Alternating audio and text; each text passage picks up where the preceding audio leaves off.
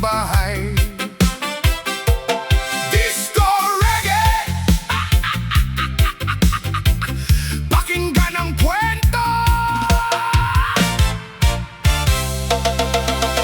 Maaga pa lang ay umalis na siya. Sabi niya, sandali lang ako sa tropa. Lumipas ang oras, gabi na, pero wala pa rin siyang balita.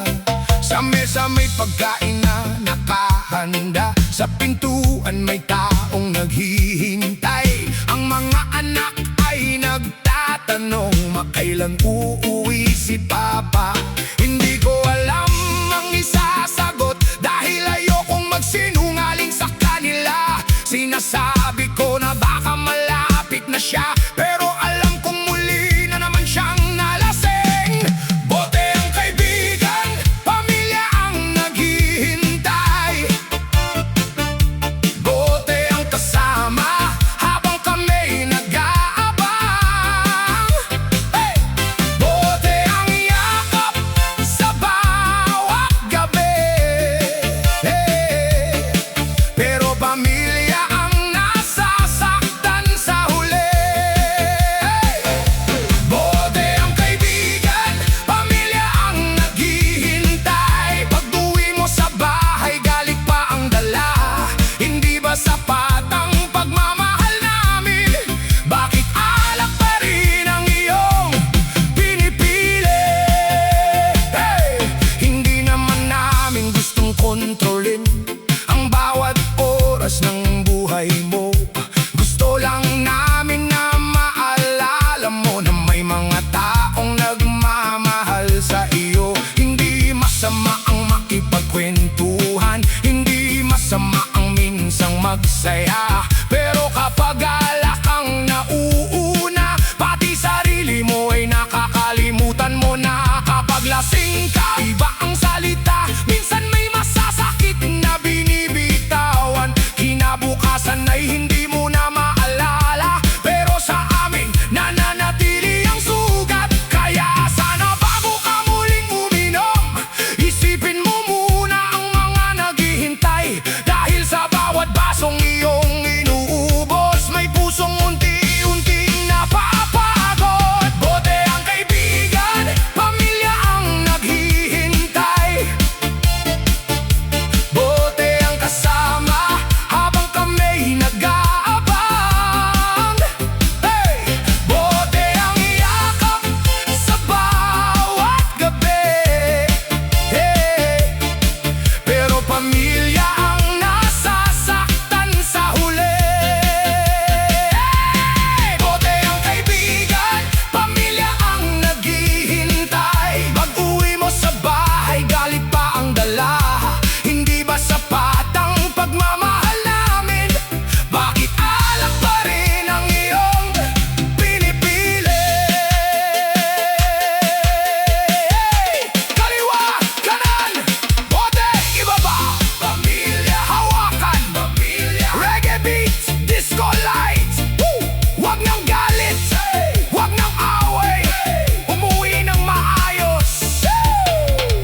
May panahon para sa barkada, may panahon din para sa pamilya. Hindi kailangang mamili sa dalawa, kung marunong lang tayong magbalanse sa buhay. Ang anak mong naghihintay sa pinto, hindi pera ang hinihingi sa iyo. Gusto lang niyang makita kang umuwi na nakangiti at may yakap para sa kanya.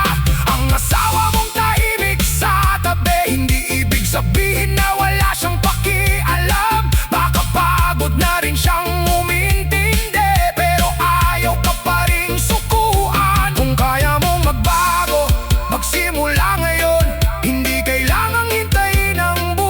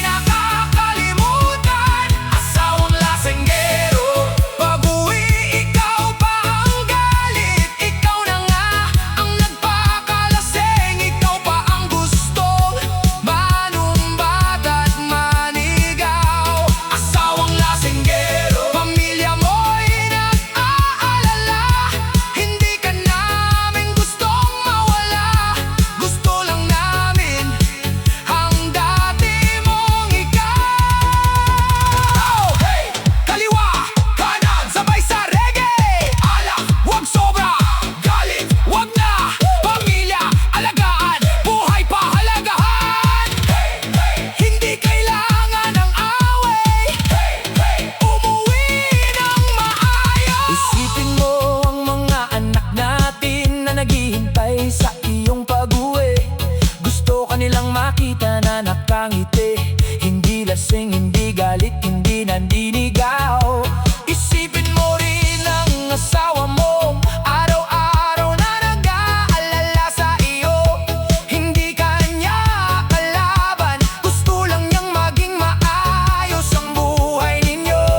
Kung may problema, pag-usapan. Kung may sama ng loob, sabihin. Hindi kailangang lunurin sa alak, dahil may pamilyang handang makinig. Ang alak na uubos, pero ang sugat ng salita ay maaaring manatili. Ang gabi lilipas, pero ang sakit sa puso ay matagal mawala. Kaya bago ka muling uminom, isipin mo muna ang iyong tahanan, dahil may mga taong naghihintay na mas mahalaga kaysa sa anumang bote ng alak. Asawang lasinggero, pag-uwi ikaw pa ang galit. Panahon ng baguhin ang nakasanayan. Pamilya mo'y wag nang paiyakin. Asawang lasinggero, hindi ka namin gustong kalaban. Gusto ka lang naming makita na masaya, maayos at mapagmahal. Uminom kung gusto mong magsaya, pero wag sobra at wag manakit, dahil ang tunay na lalaki sa tahanan marunong umuwi ng may respeto. Asawang lasinggero, pag-uwi siya pa ang galit. Pero sana bukas siya naman ang magbago.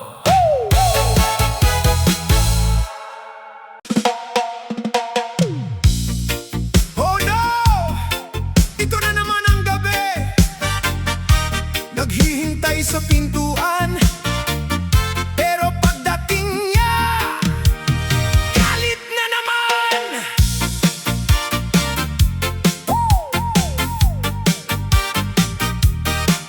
Oh yeah.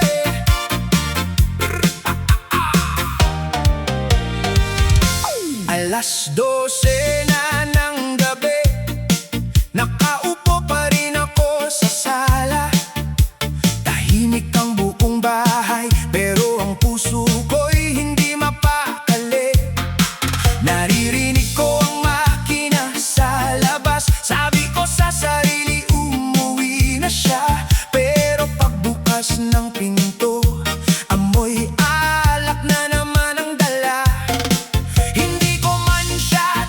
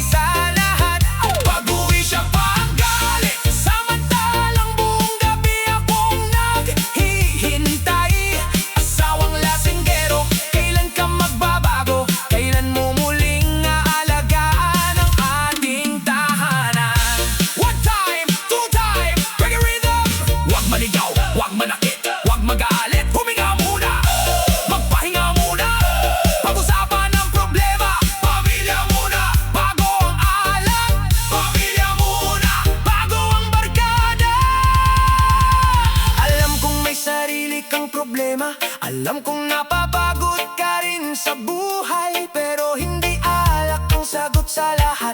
At hindi pamilya ang dapat paglabasan ng galit. Kung may problema sa trabaho, sabihin mo sa akin at makikinig ako. Kung may mabigat sa iyong dibdib, hindi kita iiwan kung gusto mong magsabi. Pero sana kapag umuwi ka, huwag mong dalhin ang galit sa tahanan. Dahil ang bahay dapat ay pahingahan, hindi lugar ng sigawan at sumbatan. Isang araw matatanda ang mga anak at